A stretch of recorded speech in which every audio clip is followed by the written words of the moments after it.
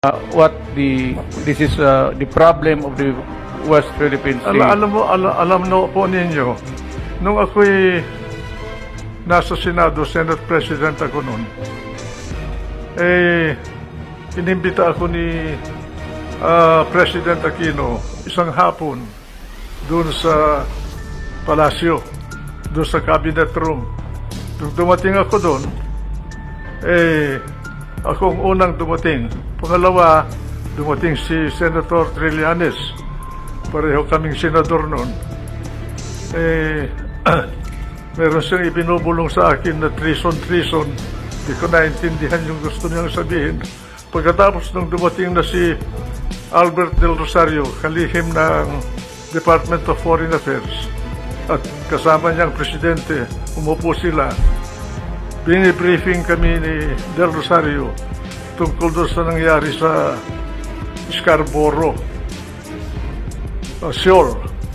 At mukhang nagkaroon ng alitan ang pangkat natin at ang pangkat ng China doon.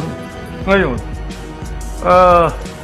sinabi ni Trillanes na nagpunta siya sa China at kinausap niya yung mga namumuno sa China tungkol doon sa bagay na sa problema na yun. Ako naman, bilang presidente ng Senado noon, tinanong ko sa kanya, anong karapatan mo na nagpunta sa China? Yung ba, kusang loob mo lamang ang nagpunta ron? Sabi niya, hindi.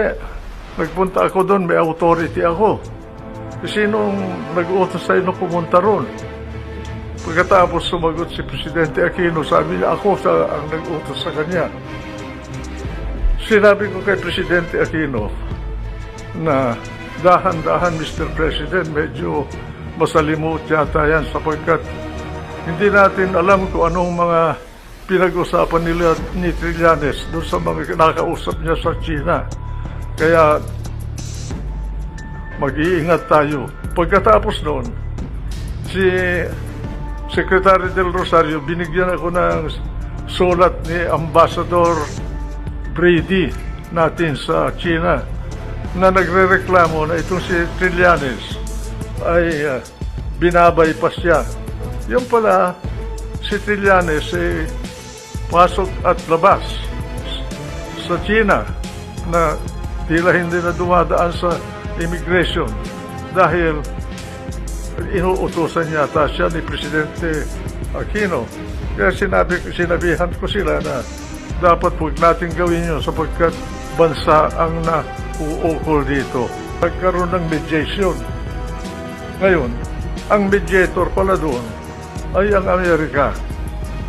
Ang question ngayon na hindi ko masagot at hanggang ngayon hindi ko alam kung sino ang humingi ng tulong ng Amerika. Ang Amerika ang nag-mediate. Nagkaroon ng kasunduan dahil sa mediation ng Amerika na umatras bawat China at Pilipinas doon sa area ng Scarborough. Sinunod ng Pilipinas yung kasunduan sa ilalim ng mediation ng Amerika pero ang China ay hindi sumunod. Ngayon, ang question ko, kung ang Amerika ang naging mediator, unang question, sino ang humingi ng tulong ng Amerika? Pangalawa, bakit nung hindi tinupad ng China ang kasunduan, umatras din siya? Bakit hindi man lang pinagsabihan ng Amerika ang China na tuparin niya yung kasunduan? Ang impression ko bagay, parang ginamit lang tayo doon sa bagay na yun. Ano man na interest ang nauukol para sa Amerika, hindi ko alam. Pero ganon ang impression ko.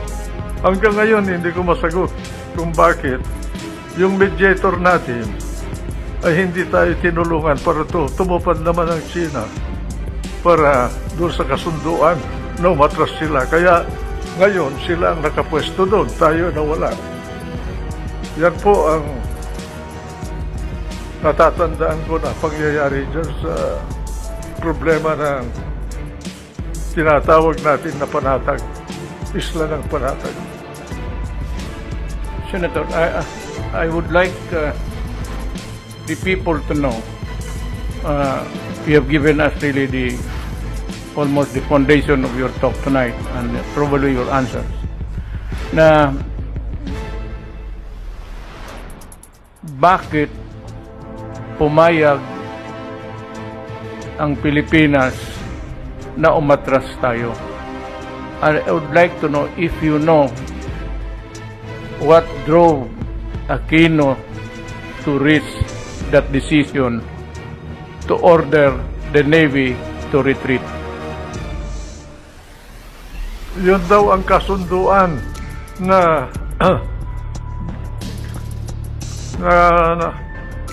natamo ng dalawang panig sa ilalim ng mediation ng Amerika, Mr. President. Kaya dapat siguro si Albert Del Rosario malaman sa kanya kung sino ba ang bilang Secretary of Foreign Affairs noon, sino bang humingi ng tulong ng Amerika? Si Ambassador Quisha ba? Na siya ang ambassador ng Pilipinas sa Washington noon, o ang mismong palasyo, si Presidente Aquino? Hindi natin alam eh.